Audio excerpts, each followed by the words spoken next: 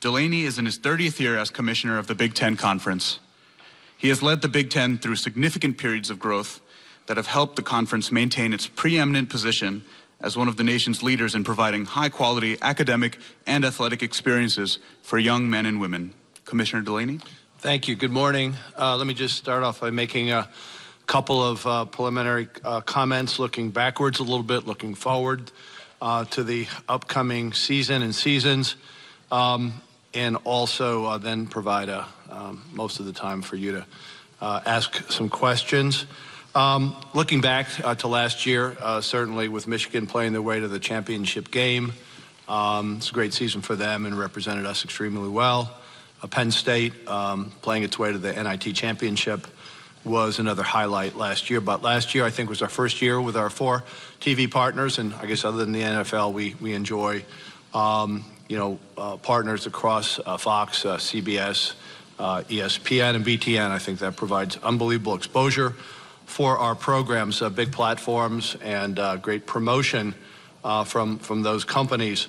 Attendance, 42nd year in a row, we led the country in attendance, and continue to do things in scheduling and other ways to bring Big Ten fans to our venues. One thing that we're going to be doing going forward is adopting the 20-game conference schedule. So we're pleased about that. If you went back a decade ago, I think we had a year where we had 16. We went 18. Now we're at 20. I had a couple of coaches joking last night about someday we'll be at 26. I don't know if that'll be anytime soon. But the fact of it is, I think conference games, by and large, are winners with our fans, provide great competition for our players, and certainly television likes that. They rate extremely well. In the format, a 20-game format, everybody will have 7 partners that they play on a regular basis twice, and then 6 that sort of rotate. And we've got 3 protected rivalries: Purdue, Indiana, Illinois Northwestern, and Michigan State. And then if you really inspect it closely, there's more. The closer you are to each other geographically, the more you play each other. So we're going to try to leverage rivalries in that way. Last year we exceeded 3 million fans for the 4th year in a row. We had 80 sellouts. For the 11th year in a row, we put 2 teams into the Sweet 16. We continue to move teams into the Final 4 and the Elite 8. For the next 4 years, looking forward, we'll be in Chicago, Indianapolis. Long term, as noted, we'll have probably 80% of our postseason play in the Midwestern region, probably 20% out east. We had a very successful opportunity to play in New York City, very good crowds, great excitement, and we've talked to them about the future. We've presented them with a powerful promotional plan that we think, along with other conferences, if you can elevate Madison Square Garden, we think we can elevate Madison Square Garden to the next level with regard to college basketball conference postseason. So we'll see where that goes. We are not going to be able to play early, but if we could play on a regular date and in the out years, that'd be something that we would try to achieve with really strong presence 80% of the time in the Midwest. But that's part of our conference territory, and we want to be in our legacy territory as well as out east from time to time. We have 14 coaches back, which is good news, and we're looking forward to continuing working with them. We were with them last night, and they're optimistic and excited about the start of the season. So, this is college basketball. College basketball has been challenged, is being challenged. A lot of that is in the Southern District of New York now. It's not a good story, but we have to be realistic about it. There are issues and there are challenges, but we're committed to try to do it the right way. You can change rules, but you also have to change culture if you're going to get different results. And so we're going to continue to recruit students, graduate students, develop students. We've had 6 students been National Players of the Year in the last decade, all of whom have gone on to professional careers, and we're proud of them, proud of the coaches and the young people that come to our campuses. And we'll see what the outcomes are, but we're excited about the way the game is presented. This conference and the players that play on the courts right now are the #1 in the peer group of the A5, #1 GSR, graduation success rate. So we're trying to graduate students, we're trying to develop students, we're trying to market the games, we're trying to play each other more, and we're trying to push into the NCAA tournament after having a strong regular season. I should say that there are challenges in college basketball, especially with regard to November and December games.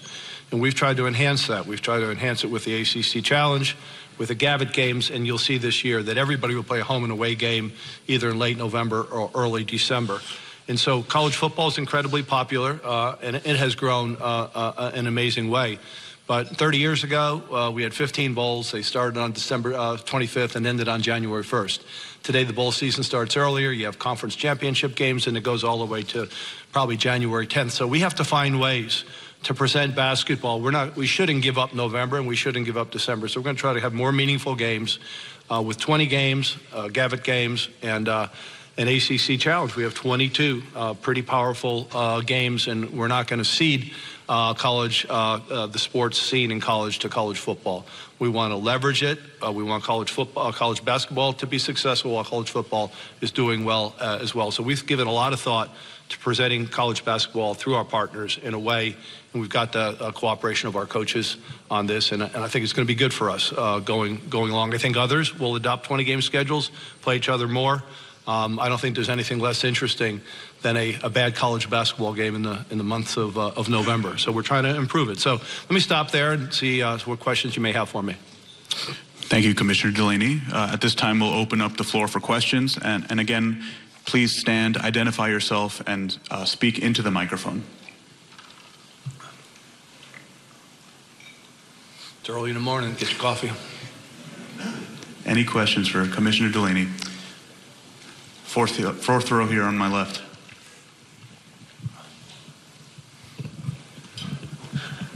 Andy Seligman, AP. Jim, what do you think the impact of the trial in New York will be just on college sports in general? Yeah, I mean, it's certainly an unsettling, negative narrative. Not shocking to me. I would say there's going to be 3 trials, and every day there seems to be revelations. Some of them are new, and some of them have been heard before. But these are statements made under oath as a result of the FBI wiretaps of hundreds of hours, if not more, thousands of conversations. So very negative.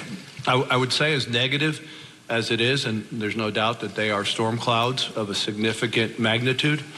We have 300 Division I institutions, and we have 1,000 players that are being recruited every year.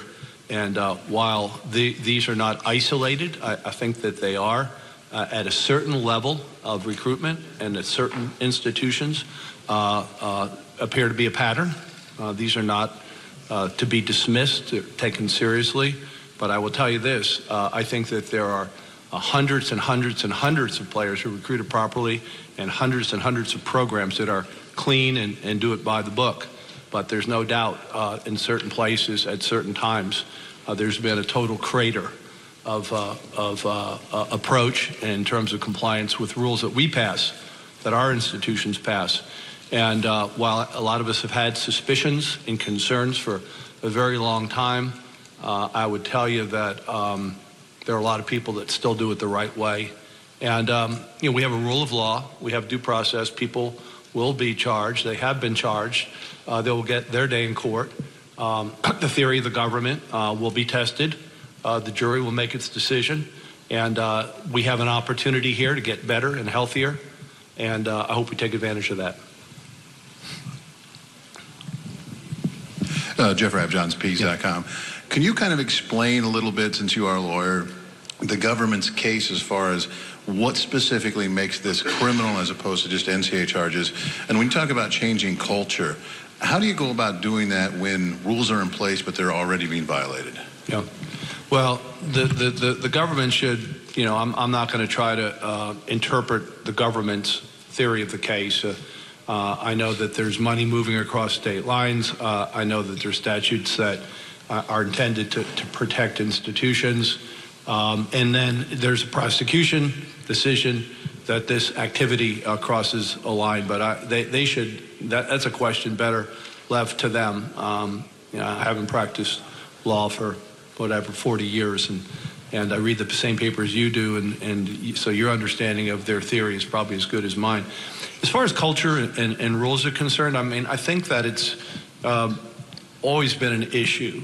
Probably going back, Dave Revson wrote a book, and if you read Dave's book about the beginning of college football in the 1890s, there always have been these kinds of issues. They used to involve boosters, now they involve third parties, whether they're shoe companies or commercial interests of one kind or another, agents and runners.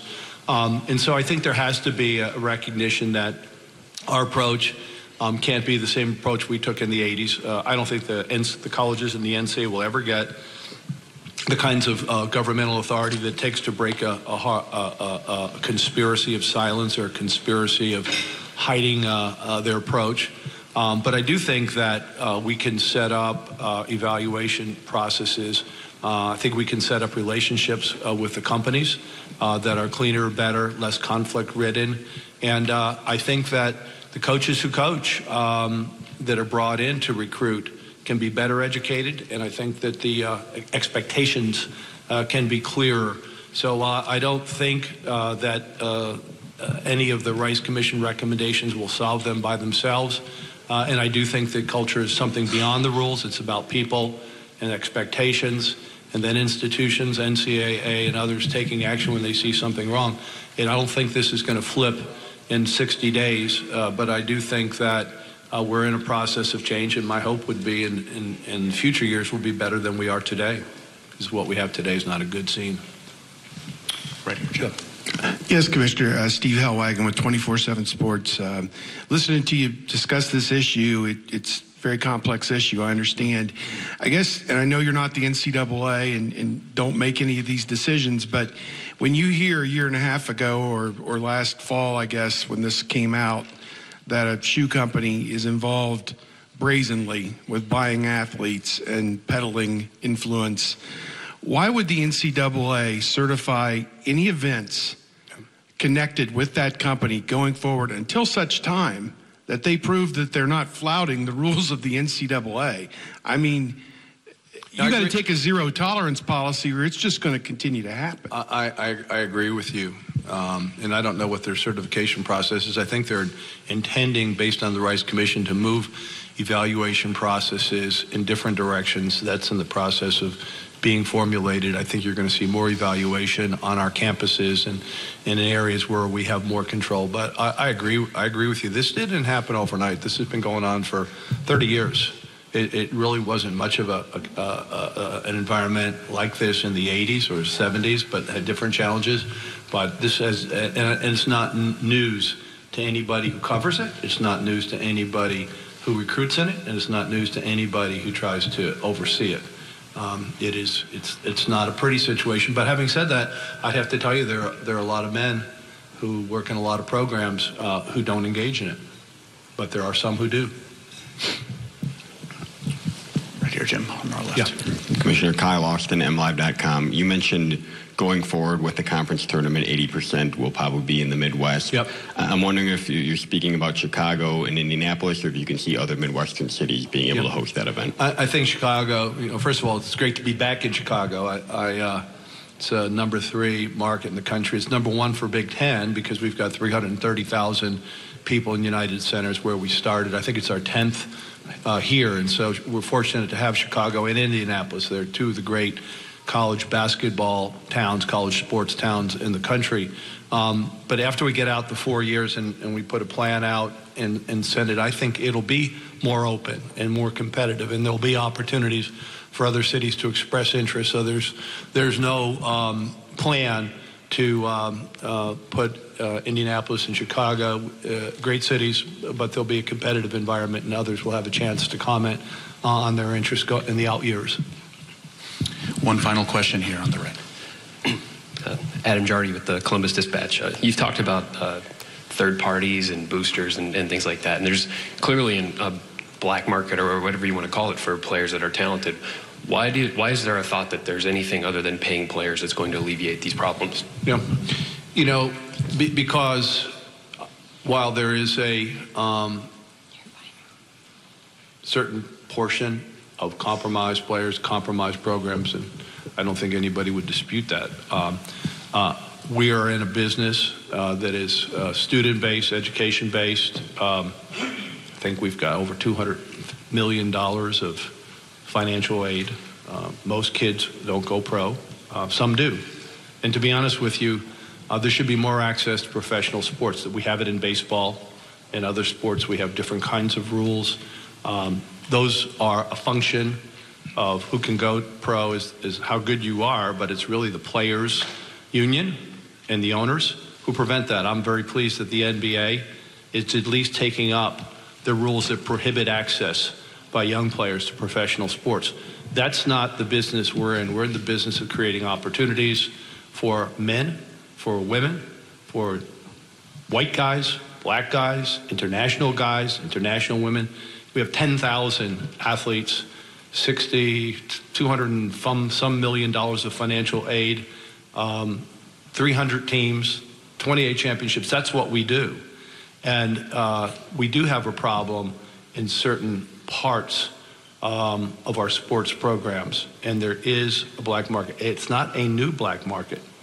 I mean, it was there in the 70s. It was there in the 40s. Read Dave Revson's book. I spent 5 years as an NCAA investigator in the 70s. It was a different problem then. It was a booster problem. We don't have the booster problem, but we have a corporate problem. And so I think that before you throw the baby out with the bathwater and say the only answer is to have a draft and pay players at certain colleges and that will solve it, you know, you have a situation in the NBA where you have players cap.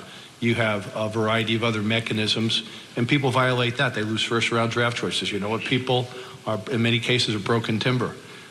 We do have the rule of law. These are the rules that we've agreed to. They're being tested in the courts, and like the cases in New York, we'll live with the outcome. I mean, people have access to the courts. We've won some, we've lost some. We've got one in California that's ongoing now. It'll go to the Supreme Court. But I think that our way of doing business is justifiable historically, and we'll see whether or not college sports will be college sports 10 years from now. It's being challenged in a lot of different ways. But in the interim, until those decisions are rendered in New York or California or by the Supreme Court, we'll try to manage and provide as many quality educational opportunities as we can, notwithstanding the fact that it's an imperfect system and people are imperfect as they try to work through it.